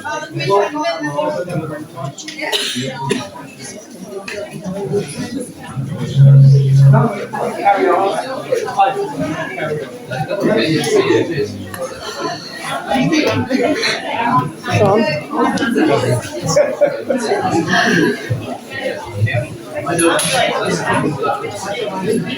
what did you reckon? Well, I've been in building all my life and in planning, and the regulations now are a waste of time. It is. It's passed from one to the other. All these things they've been talking about today will be diminished. Yeah. And the planning application will go through. Right. Down to these people here, our county councillors and our local councillors. Yeah. They can make a hell of a change. Will they? Thing is with Paul, if he's on the committee and he can't use his vote because he lives here, I mean that just you know. When I work for a company in the North East, talking about social housing. Yeah. We were the biggest provider. We built private houses, but we're also the biggest provider, bigger than the council, of social housing. In them days, it was social housing that was needed. Now, it's not so much today, but it's still an issue in this area. Social housing. People who can't afford to buy. We've got a housing system. You might be the perfect person for me to ask this question, actually. But on all the plans that I've seen, there's just one road into these mini estates, and I find that extremely dangerous. Whereas the old estates, there used to be like 3, 4, 5, 6 entrances to, and for all the, I mean, Station Road has got one route in. North Walsham West, that's quite a big one, but as far as I can see, there's one route in. Well, how does the fire and police and cars and I've said this for years, I'm retired now. if people move, how do they get the big trucks down there? That's right. And I mean, the trucks are getting bigger, aren't they, all the time? Yeah. But I dealt with local planning and county planning. I'm 82 now, and I spent a lot of time with them, and their role now is much diminished. Yeah. As far as I'm concerned. I know some of them are genuine about what they're trying to do. Yeah. Local lads. They've got my sympathy, I've got to say. Yeah. But this, And they're doing it all at once as well. Yeah. That's the knock-on effect, because that's hitting all the other villages, isn't it? Exactly. Yeah. I mean, I went into Cromer the other day, and they're redoing their little bus station, and it's like, why now with everything else going on, all at the same time? I know lots of young people who will never be able to buy a house. No. Never. That's a long time. So we need some changes to the system somewhere. What it is, maybe flats or whatever. I mean, I go to France, I go there quite often, and they provide for that. Because they deal with the social side of things. This government has took it away, thanks to Margaret Thatcher, because there's not meant to be. No, that's right. What is it? Socialism or something. And it's like, but that's what makes a community, is socialism, and we look after one another. And I mean, I worked on the local council in Hertfordshire. Yeah. All right, I was just a parish council, but I was surrounded by lots of conservatives. Yeah. But they were more open to what I found here. It's amazing, because I think here they would protect their local people. Yeah. But there just seems to be this, there's a lot of people moved out of the area. Yeah, well, because it's Norfolk. I mean, Norfolk is a beautiful place. It is indeed, yeah. I mean, between Norwich and here, depend what route you go, the amount of new builds that have gone up, and it's part of the countryside where I grew up in, and it's like, I don't recognise it, and every single housing estate, let's put it that, or housing group, they've all got different designs of houses. I'm a local girl, yeah. And it's just a case of, they don't even fit in Norwich or Norfolk, do you know what I mean? They just don't. Yeah, I mean, when they did all that at Norwich. You know, when you look like in Europe and stuff, you know, how they have to stay within regulations of what colour their houses are and the builds, you know what I mean, to keep it keep it in, what's the word? Well, when you build somewhere and you try and make it look like it's like always been there and a part of yeah. Well, some of these builds aren't. Some of these builds aren't at all. I retired here. I was 74, by the way. Yeah. And I retired here to help my daughter and son-in-law build their business. Yeah. So we worked in with them. Until the grandkids didn't need us anymore. And now we're going on the other flat just on the road there. We've seen the traffic build up now. And it will get worse. Yes. Yes. Yes.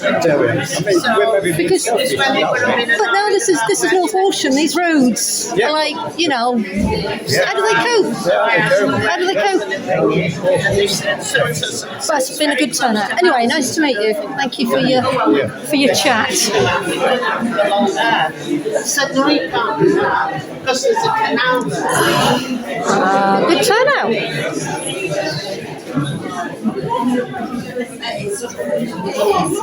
Yes, I mean that is just ridiculous. I'll come round you. Are we all film there? Are we going to be able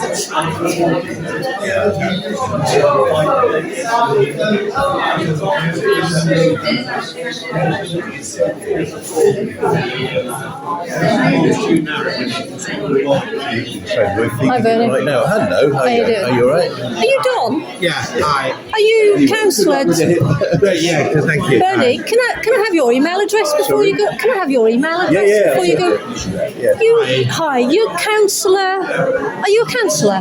Yeah, for North Walsham West. For North Walsham. Two of us. You Lucy and and myself. Yeah, right. Two of us. Two in the ward. Yeah. Okay. Is there any chance we could meet up and talk about Station Road? Yeah.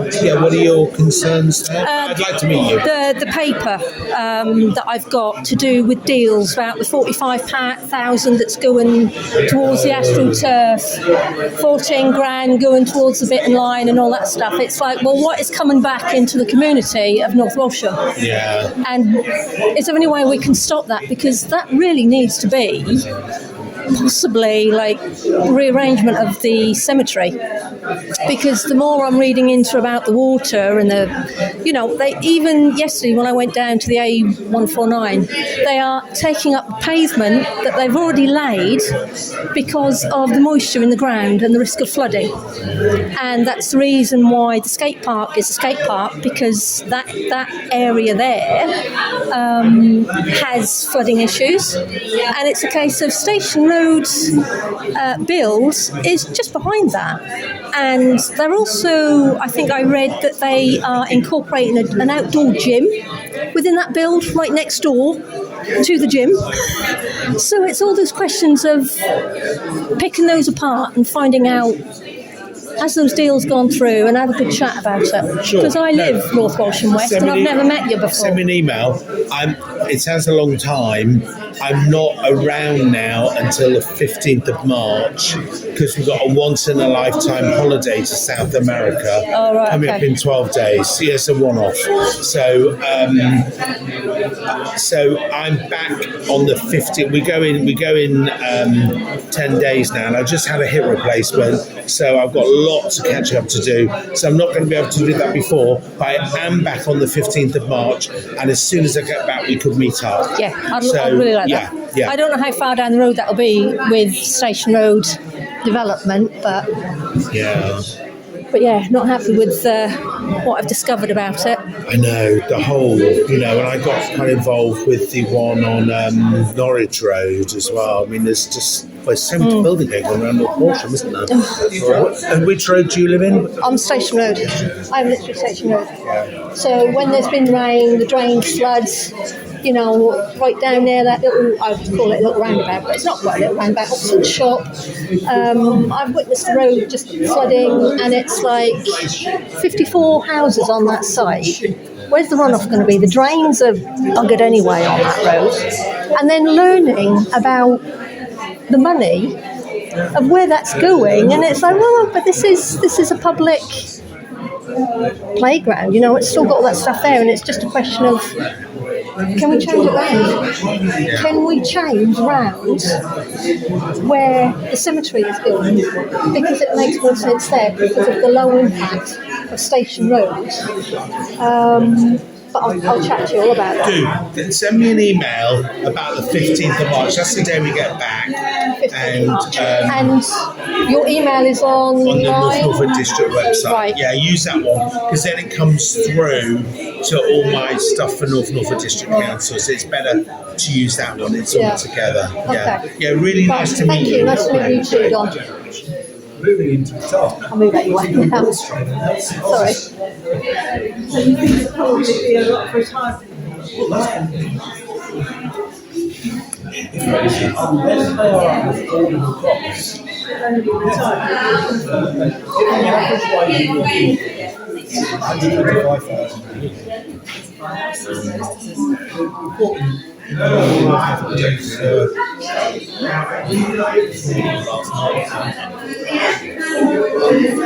At least 4 places.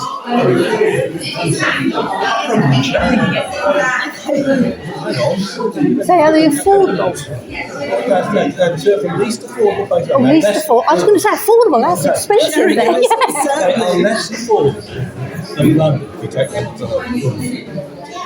Because our average wage is so low. Yeah. So you're not really going to have people who are working age wanting to live here.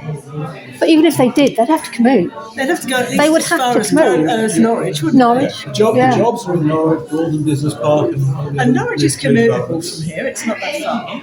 Depends where you go in. I mean, the bus service is good, but you've got to get to travel to start. You talked about And then that it's service.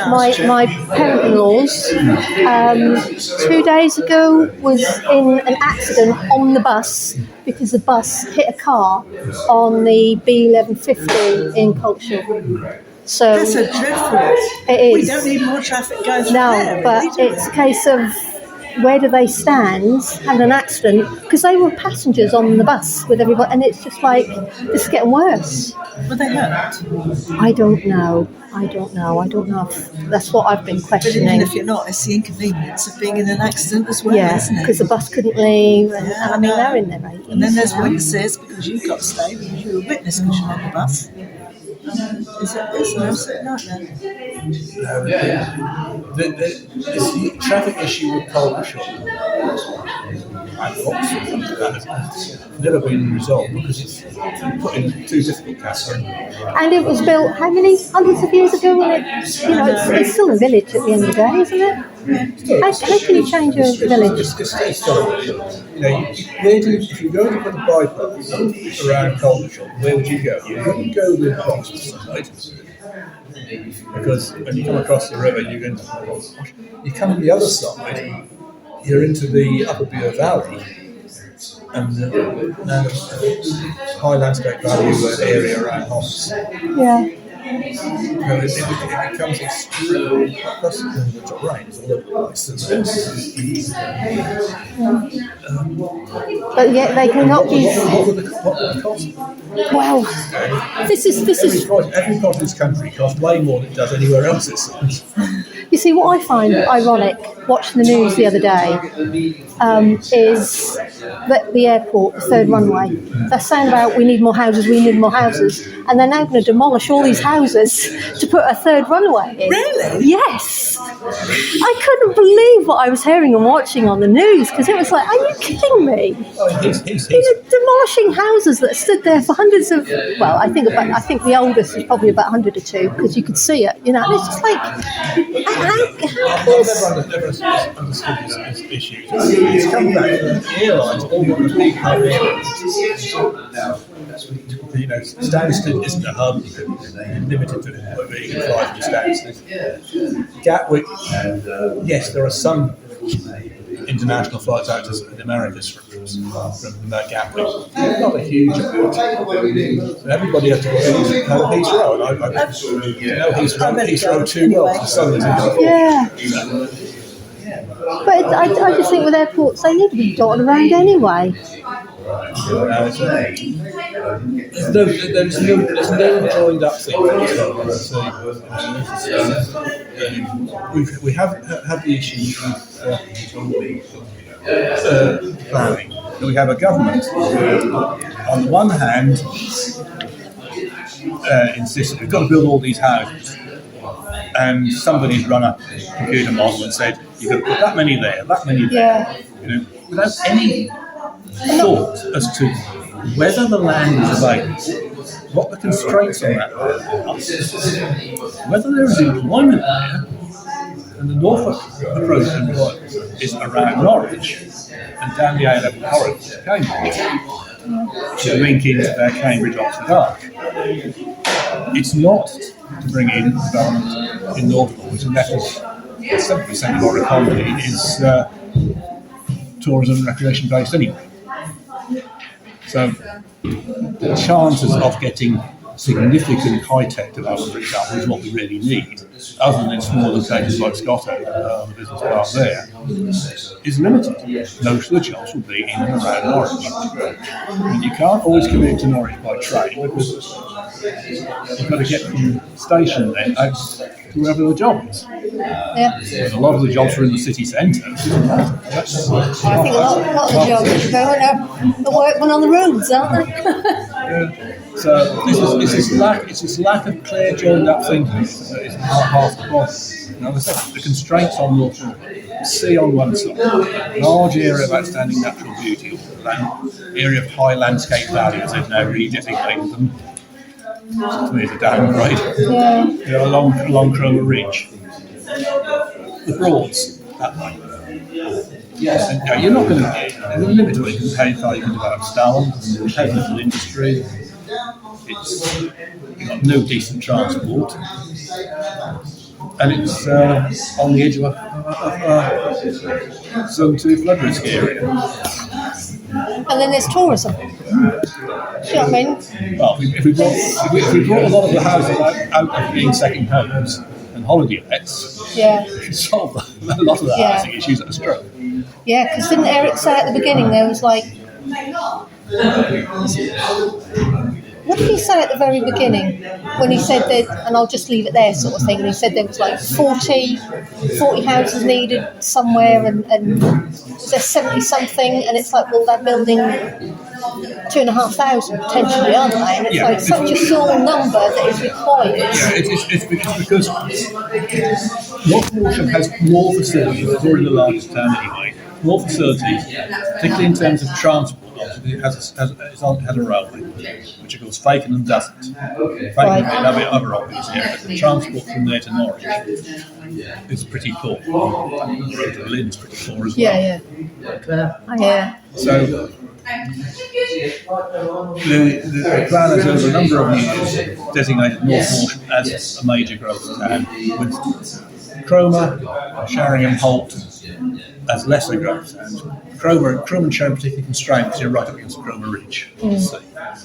Holt, in my mind, is overdeveloped now. All these housing estates around it, very little affordable housing going up. Well, they're not in keeping. They're not in keeping. They just mock Georgia. Yeah. All the same. I was driving out from Norwich back home, and there's many, you know, Ratkeith and going out that way. And that's kind of around that area where I used to play as a kid. And it's like, I don't hardly recognise it, but coming out from the Heartsease, out through Ratkeith, there was this, and they look like mini mansions, and it's like, where are these mini mansions coming from? Often, if they look like mini mansions, they're actually lots of flats.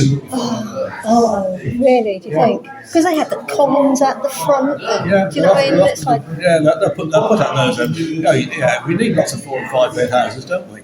Well, yeah. Demand in North Walsham is again predominantly for 1 and 2 beds for affordable rent. That's what we need.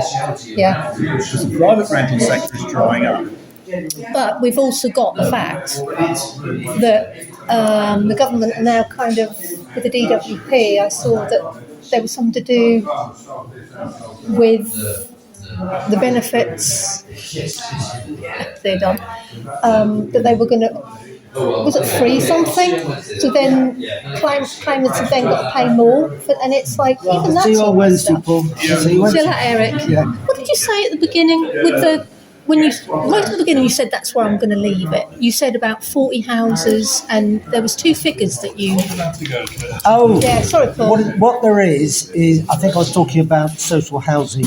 The waiting list The waiting for social housing. The last figures I saw 3 or 4 months ago, Yeah. there was about 350 people with a connection to North Walsham waiting for social housing. Right. Okay. And of those 350, about 40 were priority cases. Right. Okay. Thank you, Eric. It could have changed a bit since Yeah. then. We're back small in that because we're the old Paston playing field. That's all signed off. Yeah, next year. But that's what I need to talk to Don about because it's the water. Do you know what I mean? Did you know yesterday that or the day before they were digging up? You know the bypass, the pavement. Yeah. They were having to dig up all what they've already done because they had another emergency survey come in about the flooding. So they've now had to dig all of it up with all the curbs to then relay to drop more because of the floodplain. Well, isn't that why the skate park was given? Because of the floodplain. Well, Station Road is a stone's throw. It's just the other side. Yes. And how's that going to be with flooding? Do you know what I mean? All I can, and the paperwork I've seen, they've got an issue there about that. Look, I don't know. I mean, all I can say is that when all these assessments and the whole point of consultation and going to Anglia Water and and how they can pay them off because this is the document I've got. I know. I mean, it should all be assessed and properly done, but it's not always the case. And not being paid off for their objections. All I can say is tighter than it was, which is why we got all these problems on the Linfield estate. Yeah. But it's not tight as it should be. I'll catch you later, Eric.